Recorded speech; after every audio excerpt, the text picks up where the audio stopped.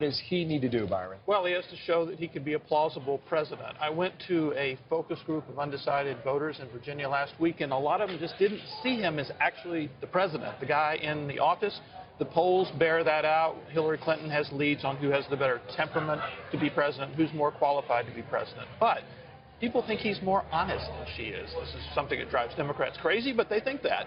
And also that he basically shares a lead with her on who could best handle the most important issues, which is terrorism and the economy. So what he has to do is, people would be open to his message if they simply viewed him as plausible. So far they don't. Is that conventional wisdom? Yeah, it's conventional wisdom. Do you agree with it? Right. No, I think Byron's exactly right. I would say, just to add one thing to that, he has to do all of that without necessarily changing who he's been. I mean, there's a reason he is where he is in the polls. People find his sort of confrontational style appealing in a certain way. And I think he's got to be tough with her, he's got to be direct with her, but he's got to be respectful of her. And I think if he can do both of those things at the same time, he could have a pretty good night. Yeah.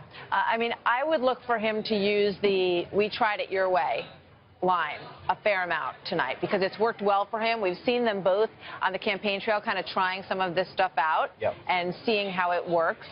What else would you look for from him tonight in particular? Well, if he can be the embodiment of change, I mean, which is exactly where you're going with that. I mean, I know if you look back to the way that he's done debate prep, having talked to some of the people who are helping out with it, he doesn't have his head down in policy books. He's not reading papers from the Cato Institute and the Heritage Foundation. He's looking at her past debate performances, trying to find weaknesses, things that he might be able to exploit, and then also supplementing what he's been saying over the course of the past year, making the case that he is the candidate who is not of Washington, not from Washington, and would bring change to Washington. So he's watching game tape, you could say. Exactly. Flip it around. What does she need to do tonight?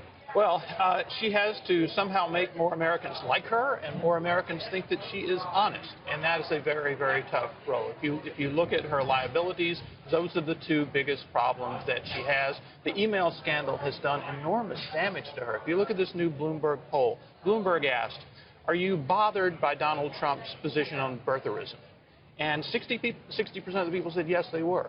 Are you bothered by Hillary Clinton's email scandal? 81% of people said they were bothered by that. That has been a real liability for her. And the problem is she can be more likable, she could be warm, she could be personable, but she cannot change that honesty number in one single night. I mean, she needs to have also a sort of human moment, I think, because he has connected with people, love him or hate him. I mean, that's something that he has accomplished.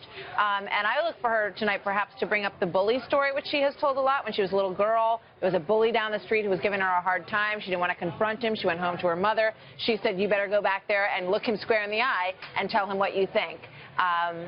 That could be potentially one of her. Yeah, I mean, if I were advising her, I would say the goal here is more to try to make her approachable and likable than to make her honest and trustworthy in one night. Well, the problem with the email story, I mean, the reason people have this view that she's not honest and trustworthy is because she's not honest and trustworthy. I mean, she has told lie after lie after lie with respect to the email story for more than a year now, and we can go back and point to specific things that she's said, one after another, that have proven not to be true. I do think the one area where she has something of an opening is to try to create a sense of what her campaign is about. I mean, what's the identity of her campaign? What is it that she really believes in? What is it that she would do as president of the United States?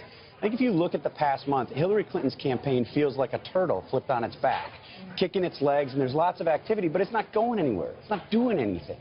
What is it that you would actually do? Maybe that means a more full embrace of Barack Obama and his policies and that for leftism. Maybe it's a move to the center and rolling out a couple policy proposals. But there's no identity. There's no reason that somebody would say, I'm going to Hillary Clinton. We wonder where